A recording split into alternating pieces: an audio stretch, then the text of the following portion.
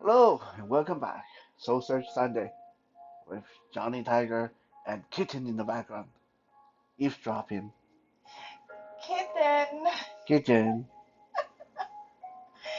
Technically speaking, it is already September 12th, Monday. And, we're up a little bit late, way past our curfew. I don't know why Kitten is past her curfew. She's naughty like that. But yeah, it's not that much past midnight, so we'll count it as 11. I mean, it doesn't really matter because by the time you guys see the video, it can be a day later, a month later, a year later. So I guess it is not really that big of a deal to uh, upload a day late or stuff. But I'm just giving myself excuses, and it's because lately I've been a little bit slacking off and keeping these one video a day. Not because I want to slack off, but Kitten and I have been all over the place and adventures and shopping for the things for the house. Which remind me, today when we came home from outside, I noticed that there's a big hole chewed through the lid of my trash can outside. And this is like the third time that this happened. That pretty soon there's going to be hardly any lid left for me to patch up. These rats in the neighborhood are getting way too scary. Speaking of rats, Aslan, our 2-year-old baby cat, she just had his first kill the other day. It's a funny little story too. This was like 2 days ago. 2 days later, Friday, Friday, Thursday, not important. So let's just say Friday. So Friday, Kitten and I were getting together with a couple of friends and heading out for some Korean food lunchtime, and my friend Darren came over first, and we were still waiting for the other friend. So Darren and I, we were just uh, chatting, talking in the kitchen, and suddenly Darren said, "Aslan's so cute. He's playing with his toy mouse on the by the doorway on the mat." And I just shrugged it off because yeah, like Aslan does that quite often. He has quite a few toy mice that he likes to bat around and bite and chase around. And then in a little bit, when we were ready to head out, I walked over to the mat and I thought, well, if we're heading out, I might as well pick up the toy and throw it back in Aslan's toy box. So I bent down, felt around, and picked up the mouse. Immediately after I picked it up, I realized something was very wrong because this did not feel like any of Aslan's toy. The fur felt, shall we say, just a little bit too realistic. It was about the same size as his toy, but in my memory, none of his toy had a curly tail and little claws. So I don't know what the expression on my face would look like at that time, but I looked over to my friend Darren and I said, Darren, um, yo, dude, I don't think this is a toy. And Darren said, no shit, really? Look like a toy. And then he came over and I said, well, you want to hold it? And he looked closely. He said, oh, you gross. That I don't want to touch it. And so he went and got a plastic bag and paper towel and we threw it away. And it turned out what I was holding was a freshly killed mouse without head. We looked all over the place for the head, didn't find it, so I was pretty paranoid, uh, wondering when, where, how I would stumble across this little decapitated mouse head. I actually think I found it yesterday. I mean, I found something. It was round, very small, hard, like it had bone in it, but it was all squashed, like maybe Aslan chewed on it. Uh, I threw it away. It's very disgusting. Anyway, like I said, we've been having some interesting thing going on, interesting adventures around the house, but I digress. That totally was not supposed to be what I wanted to talk about today. Just sort of uh, came out as a preamble. What I want to talk about today is I want to go back and address something that we talked about before, with regarding to communication and communication between couples. I don't know how many of you have experienced this. I, I'm I'm sure if you were in a committed relationship for any length of time, you have experienced it. What am I talking about? I'm talking about one partner. Uh, let's say the man come home and probably already is in a bad mood, and then you try to talk to him, and then you say something, and immediately he blow up in your face. I mean, we can reverse this. Okay, maybe we can be the woman who come home in a bad mood. The husband does something, say something, immediately blow up in your face, and then next thing you know, you're fighting for your life. You're having this ridiculous argument. It's got nothing to do with anything. You're just arguing for the sake of winning. And afterward, if you both calm down and if nothing gets too out of hand, you kind of feel a bit sheepish. You kind of feel like, why did I do that? That was kind of ridiculous. What were we even arguing about? And so a lot of people in a committed relationship have something like this happen more than once. I would say more than once. Some people happen a lot. Some people occasionally. So, how do we deal with something like this? Our partner coming home with something bothering them or something in their mind, and then it basically you get victimized.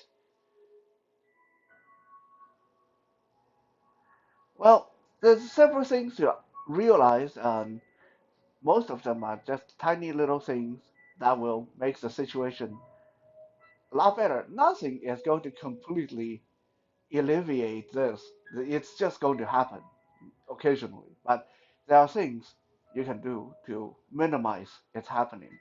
Now, let me preface this by saying that I am not talking about domestic abuse situation. Okay, if there's a domestic abuse situation, if your husband come home drunk and immediately beats the heck out of you, or your husband just like to verbally abuse you every day, or if your wife just like to throw things and yell and insult you every day, then that's not in the scope of what we're talking about. That your problem is a lot bigger than this tiny little domestic disturbances. In those cases, you need to either see a therapist or you need to talk to the authority. You probably, most likely, need to stay away from each other. Just go your separate way. Uh, but if your problem is small, like what I just described, your partner come home and flip out on you, then hopefully today's episode will help you help your partner, makes that relationship a little bit more smooth.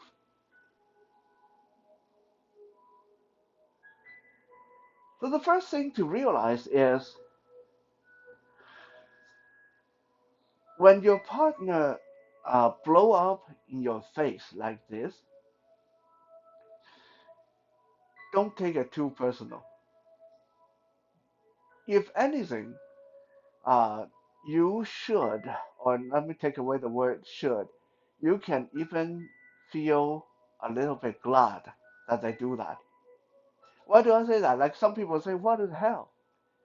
I'm being victimized, and you say I should be glad of it? Well, what I mean is, most of us go through our day try to be happy. Okay, some people are more successful than others. I am generally a very happy person. Kitten is generally a very happy person. We are a very happy couple. Like, I'm not even talking about like happy couple as in together. Like we are happy together. But individually, we are very happy people. But as most of you know, life has little ways of making you unhappy. No matter how happy you try to be, there's going to be things happen. Like, well, like what happened to Kitten the other day, we had a good day out, and then we were all very happy, and we were coming home. And what happened? She walked through the yard and stepped on a big pile of dog dropping. Yeah, that immediately made her very, very unhappy. And made sad face made me very unhappy because it was really disgusting. So just that's just a little example of the kind of things that will happen, can happen, that make a person very unhappy. So why do I say that you should feel glad or you can feel glad uh, when your partner flip out on you? Because at least he or she is doing it to someone that they can trust. Okay, so if I am especially me, like I have generally a very happy disposition, but I am by nature very violent. Like most of you are not surprised to hear that. You've seen enough of my Tactical Tuesday, Survival Saturday. You know that I have a violent tendency. I keep that under wrap. I keep that very well controlled. I'm very well behaved. But I am sure that Kitten would much rather I come home and maybe raise my voice or whatever at her because we are in a relationship, we understand this kind of thing happen, we know how to deal with it. Rather than, well, let's say I go out there and I'm unhappy, so I raise my voice at my boss, then I lose my job. Or I uh, raise my voice with some stranger that pissed me off and get into a fight and I end up in jail, right? So our partner coming home to doing that to us, it's much better. Believe me, it's way better than them go out there and doing it to someone else. Out there in the world, out there, there's consequences. You raise your voice, you can face all kind of consequences. Lose your job, go in jail, end up in the hospital, end up dead. Many things that can happen. Most of the things that can happen here at home if you raise your voice, as you get into an argument, things get broken and maybe feeling get hurt. But uh, it's a lot better than, than your partner doing it out there. Okay, so if and make no mistake about it, it's going to happen. It's going to happen. Why? Because that negative energy have to come out somewhere. And I don't care what kind of saint you are, or what kind of how good an anger management you are, or how good at that you are. Like that will come out one way or another. If you don't come out by let it come out by raising your voice or say a few harsh words, it will come out in other way. You'll get sick. You'll get unhappy. You'll get depressed. You'll start wanting to do drugs. You'll want to uh, maybe go and have an affair outside a marriage, whatever. No, it's going to come out. that negative energy have to go somewhere. So it's like a controlled burn. If you let it out at home with your partner, it's much more controlled. At least both of you know that this doesn't mean anything. It's just that negative energy coming out. Right? So that's number one. Number one, you got to realize that mm, if your partner does that to you, it's a good thing. That it is it's much better than happening any other way. Number two is you got to realize that it's both you and your partner's responsibility to know when to walk away. So let's say I came home. Let's say I came home. I'm really mad because uh, someone said something to me at work that really pissed me off. Have been bothering me all day. I walked through the door, and Kitten tried to start a conversation, and maybe uh, unintentionally rub on the sore spot. Uh, maybe Kitten, maybe Richard was the one that pissed me off at work. And I come through the door, and Kitten go, "How's Richard? He's such a nice guy." Well, okay, now that immediately would make me very angry because that Richard, the guy that pissed me off. Now, it is my responsibility to walk away at this point if I feel that I may lose control of my temper, right? So people generally know that. People feel that, you know, the person who's angry, that's their responsibility because, obviously the other person doesn't know that you had a bad day at work. The other person at home, they don't know that. So yes, this is my responsibility to walk away. But like I said, not a saint, and most of us aren't. Most of us not perfect. Even those of us who think we have really good self-control, sometimes it's going to come out. Like I said, let's say I don't totally blow a gasket, I may respond with something a little bit curt. Like, I don't know, I don't, I don't want to talk to him today. Immediately Kitten's going to pick that up. And if she just happened to have a bit of a bad day at home, that's enough to trigger her anger. Why are you being that way to me? I didn't do anything to you. Okay, so when this happened, now it's her responsibility to know we are heading to a fight. Now it's her responsibility to know it's time to walk away. One of us have to realize our time to walk away. So, like I said, walking away is not any one person's responsibility. Both sides can choose to withdraw at any time. When you have a fight, at least this kind of little domestic friction, like I said, we are not covering domestic abuse. But when you have an argument or a fight, it's because both sides, neither side, decide to back away. And so both sides are equally responsible. Okay, so both sides can walk away. That's very important to realize that the blame doesn't rest on any one person.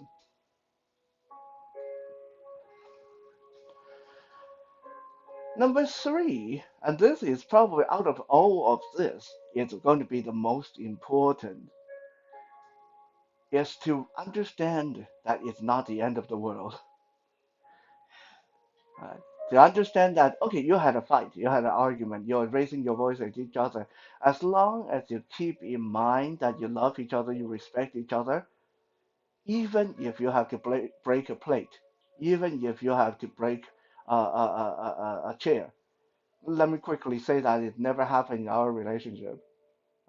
We don't get to that point. But even if things get broken, as long as you break things and don't break people, as long as you hurt the couch and not the other person, as long as you hurt uh, the wall and not the other person's feeling too badly, right? I mean, we're going to hurt each other's feeling, but you got to keep that in mind that this is a person that you love. You need to sleep with this person afterward. Keep that in mind. Okay. So with that in mind, it is not the end of the world. Okay. You have a fight. Your partner raised his voice at you. You raise your voice back, and now you kind of feel awkward around each other. It's fine. It's fine. It's not the end of the world. I've known friends. I One of my really good friends, it's a couple. Uh, I've known them for 20 years. They fight every day. They fight like 10 times a day. Sometimes they say really hurtful things to each other. They're still together. They're still doing fine. Okay, so if your relationship is so fragile that you can't yell at each other, if your relationship is so fragile that you can't raise your voice, then maybe you need to rethink your relationship. Maybe you're not in a good relationship. No. A good relationship should be able to stand up to pressure from outside and pressure from inside. Uh, Fight, argument, it's fine. You fight with your family, you argue with your family, you're still family. You fight with your friend, you argue with your friend, you're still okay to be friend. So why should a relationship be any weaker than that? Right? So it's not the end of the world. Move on. It's okay. If it's going to happen again, it's going to happen again. It's okay. It's fine. Right? When I was younger, in my previous relationships, I used to feel that I have to do everything I can to avoid an argument. I have to do everything I can to avoid raising my voice. I have to do everything I can to avoid stressing the other person out. Now, while that was very noble of me, it wasn't going to work because, like I said, that negative energy have to come out somewhere. It's not going to just disappear. Even though I was very good at consoling myself and do meditation and do martial art and all that stuff, right? So by holding it all in, I was putting unnecessary stress on myself and on that relationship because when I finally snapped, oh boy, the other person was not prepared for it because you know they just imagine you're with this person for 10 years. For 9 years, he's been holding it in, holding it in, holding it in. Year number 10, finally can't hold it anymore. Let you have it 10 years worth all at once. You're not going to be able to handle that. Your relationship can't handle that. Okay, so don't try to pretend that you're not going to fight, you're not going to argue, everything's going to be okay 100% of the time. No relationship work like that.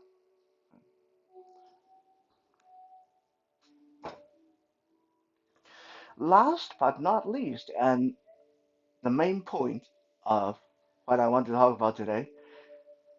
I know some people is already rolling their eyes. You've been talking for like 30 minutes already. You haven't gotten to the main point.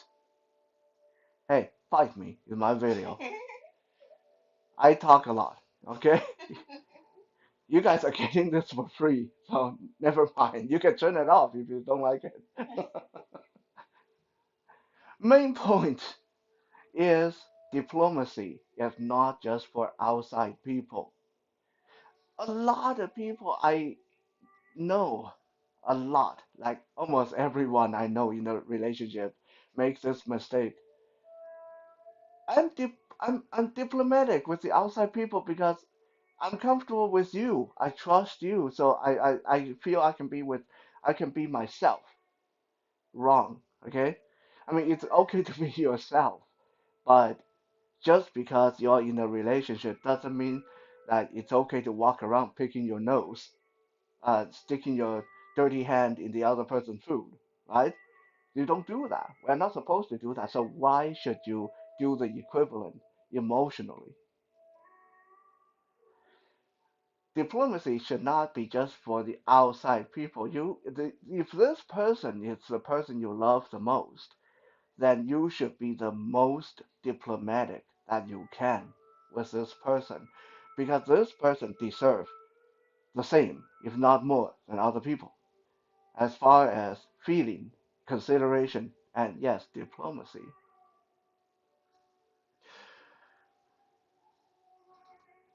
Now, diplomacy sounds very complicated. So a lot of people say, well, I don't know how to deal with this. I'm not a mind reader. I don't know when he's pissed off. I don't know when she's in a bad mood. No, you don't need to be a mind reader. But what you actually need to do, and everyone can learn to do this, you need to learn to be a mood reader. Huh?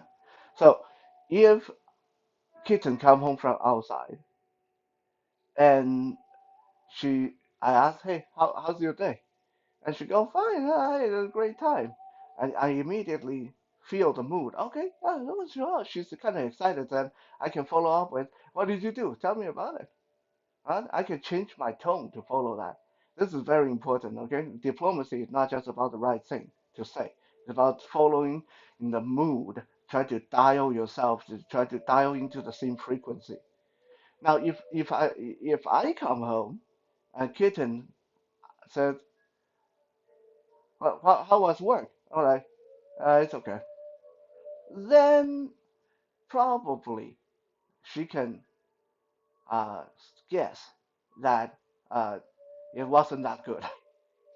Uh, then, so at this point, it's probably not a good idea for her to pester me with uh, something like, well, while you're not home, the neighbors were really noisy, the dogs next door were barking, and the toilet's plugged up, and now we ran out of toilet paper. Yeah, all very good, but it's not the time. This is not the time, right? So part of being diplomatic in a relationship is being sensitive to the other person's mood, being a good mood reader. You don't need to learn how to read mind, but you need to learn how to read mood. And you need to be aware of that. We all have to work on that because even myself, not always going to catch that either. I make mistakes and stuff like that. When we all do. Like I said, not the end of the world. But more than be a mood reader, is you need to know how to talk. Now this sounds really weird. Like, what do you mean know how to talk? Well, I mean, you need to know how to uh, follow the flow, follow the energy of the person. Don't go against it. And unfortunately, a lot of people actually do go against it. Let me give you a couple of examples. My mom, right? Let's say, let's say my dad come home and start complaining. Let's say my dad come home, he's in a really bad mood, and my dad said, "You know that guy that came over to our house for dinner last week, that Richard guy, and he keeps talking about how much connection he have with the school board, and today I needed to call him to get something done for the kids at the school, and he's not answering my call. The guy's not answering my call. And I called so many times, and he just avoiding me." Okay, this is what my mom does. I know a lot of people actually do this. It's like just no, no. Okay, please don't. What my mom does is, well, you always make friends with guys like that. Richard, I told you many times, Richard is no good for nothing. He just come over for food, and you don't listen to me. And now see what happened. Yeah, you need to have your head examined for friend. You always trust friend. You trust the wrong people. You're too naive. Look, the guy is already pissed off. You go and do that to him, you can't blame him for flipping out on you, right? It just yes, what you say is valid, but this is like throwing oil, throwing gasoline under the fire. He's already a burning, raging furnace. He's looking for someone he can explode all over on, and you just gave him that excuse by poking at it. Right? So this is one thing that you don't want to do. Okay, you don't want to add to the problem. This time is probably the kind of time that you can say something like, I really don't like Richard either. I don't know why, but I agree with you. He's a kind of a yeah. I don't like him either. Let's not talk about him. Let's go watch a movie or let's go. Let me get you something to eat. Let's not talk about Richard. We don't like Richard. Yeah, if you do it this way, even if the guy want to take it out on you, he doesn't have a valid excuse. You're not going to trigger it, right? So learn to, if you sense that the person is pissed off and in a bad mood, learn to smooth down the fur. It's like petting the cat. Learn to smooth down the fur rather than going against the grain of the fur. Uh, if your cat is already agitated and you try to go rub his belly, yeah, he's going to bite the crap out of you. Right?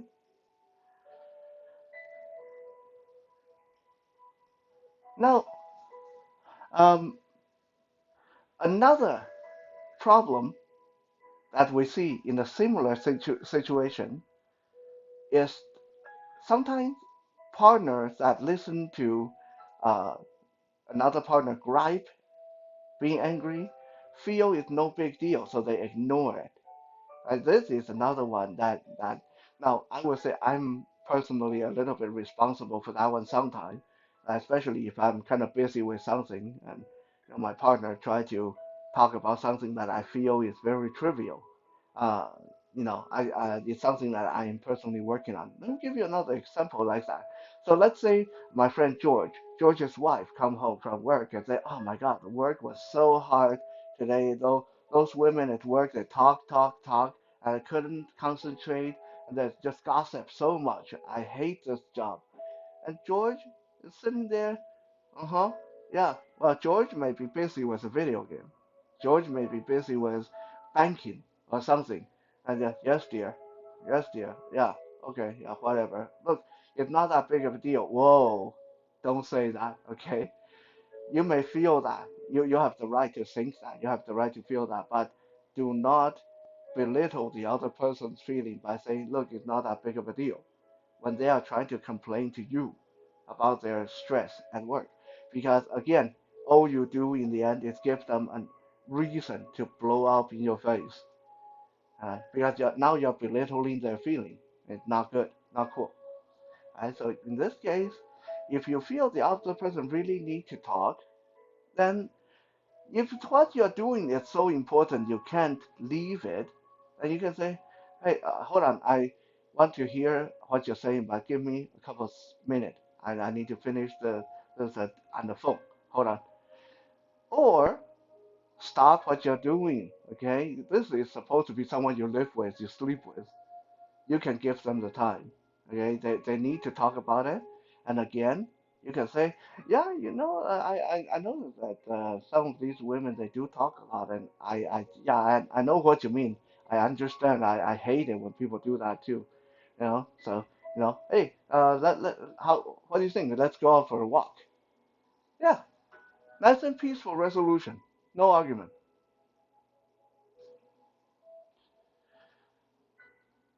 Unfortunately, it's not always just for the bad stuff. Sometimes a partner come home really, really happy, and then you say something and then you turn it into a big argument. Eh? Let me give you the example with my mom again, because this is something she does, and something a lot of people do. Let's say my dad come home, and my dad said, "Hey, you know what? I went to get a haircut today, and the lady, the beautiful young lady at the hair salon, told me that I don't look like I'm in my 80s. I look like I'm in my 60s. That's so cool. Yeah, I always told you I look younger than people think. My mom is that person. We're going to say, she tell that to every guy, right? That's what she does. She's doing that for a tip. Okay, you're 80. You look like 80. Yeah, like, when you do that, the guy came home in a good mood, you throw cold water on it. Now he's going to get really angry because you just ruined his good mood. You just ruined his high. It's like someone who smoked a joint. You're feeling really good, and then you go throw cold water on him and ruined it. Right? Or so, like. someone who just had a really, really good meal, and then you suddenly produce a really foul smelling thing in front of him and ruin that good feeling. Yeah, yeah, that person is going to get really mad at you, so don't do that, right? Um, Rather than doing something like that to ruin the mood, go with the flow. Go with the flow. That's cool. See, I knew. I know. Like, you obviously look really good. I mean, I'm not going to be with someone who look really ugly. So you're a good-looking guy. There's no other 80-year-old out there that look like you, right? You're strong. Your hair. You still got all your hair. It's great, and you are going to have a very good dinner together. You're going to have a good time together. You want to go with the flow. Okay, this is all part of diplomacy. Learn to read the mood. Learn to go with the flow. Don't go against the flow. When they're angry, don't throw fuel on that anger. Try to figure out a way to temper that down. When they're happy, don't throw cold water on that joy. Learn to lift them up higher. Okay, they are floating on cloud nine. See if you can get them up to cloud 10. Okay, so that is why I said diplomacy very very important to those people that are close to us.